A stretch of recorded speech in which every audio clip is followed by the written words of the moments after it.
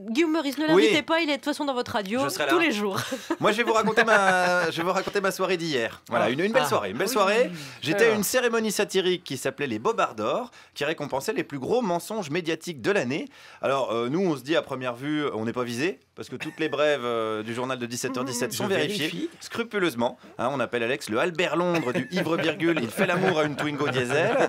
Alors, on n'est pas concerné, je dirais, à première vue seulement. Laissez-moi vous présenter un petit peu la soirée. En partenariat avec plein de sites qui font ce qu'ils appellent de la réinformation, avec par exemple une dame, oui, ça part bien, avec une dame qui connaît bien le principe. Mais moi je reçois des journaux de réinformation depuis 20 ans, je suis une très vieille de la réinformation. Mais qu'est-ce que c'était les journaux de réinformation il y a 20 ans? Présent. Ah, mais c'est un journal d'extrême droite ça du coup? C'est vous qui le dites. Et pas vous? C'est de la réinformation. Ah, c'est vrai? Ça veut dire qu'ils disent des choses qu'on ne trouve pas ailleurs? Il y a une vision à porter, voilà. Voilà, au journal présent, il y a une vision, hein, ça c'est indéniable. Alors les lunettes datent un petit peu, hein, la première devise du journal était quand même Dieu, famille, patrie. Même Pétain aurait été un petit peu gêné de la formule, mais c'est un journal, donc a priori de réinformation, et il était partenaire de la soirée d'hier.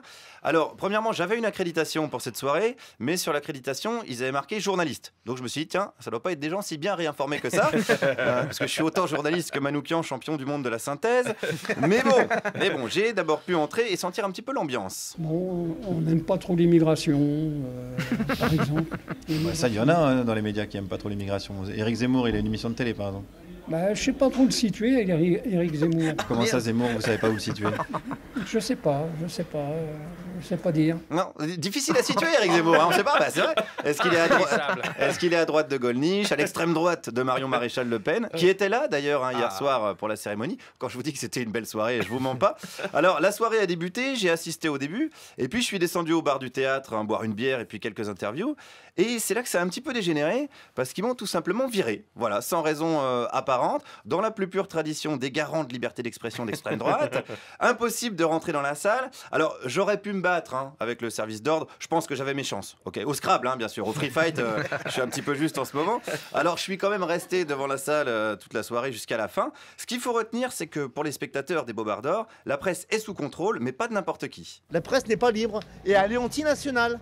Elle n'est pas anti-marxiste, elle n'est pas anti-théorie de gauche. Vous trouvez ça vraiment? Je trouve que c'est une évidence. Regardez qui subventionne les médias en France et quelles sont les cibles des médias. Alors, bonne question. Qui subventionne les médias? On le sait. Que des marxistes-léninistes, hein, le camarade Dassault, camarade Lagardère, le camarade Pigasse, enfin l'international du prolétariat ouvrier, quoi. Et quant aux cibles, c'est vrai que ce sont les nationalistes. Florian Philippot n'est quasiment jamais invité sur ces chaînes-là. Enfin, pas plus d'une fois par quart d'heure, en tout cas. Il faudra d'ailleurs penser à lui fabriquer un hologramme à Flo-Flo, sinon il va fatiguer.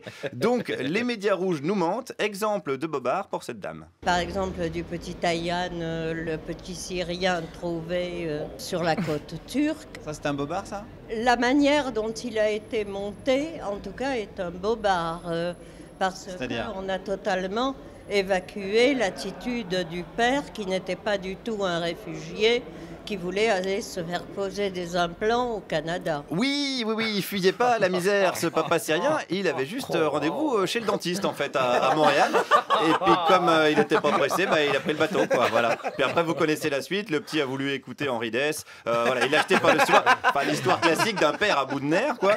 Alors, attendez, rigolez pas, parce que les humoristes de France Inter, et d'ailleurs, hein, ont eu leur moment de gloire hier soir, puisqu'ils ont diffusé un clip avec plein d'extraits de nos chroniques, un petit compte rendu.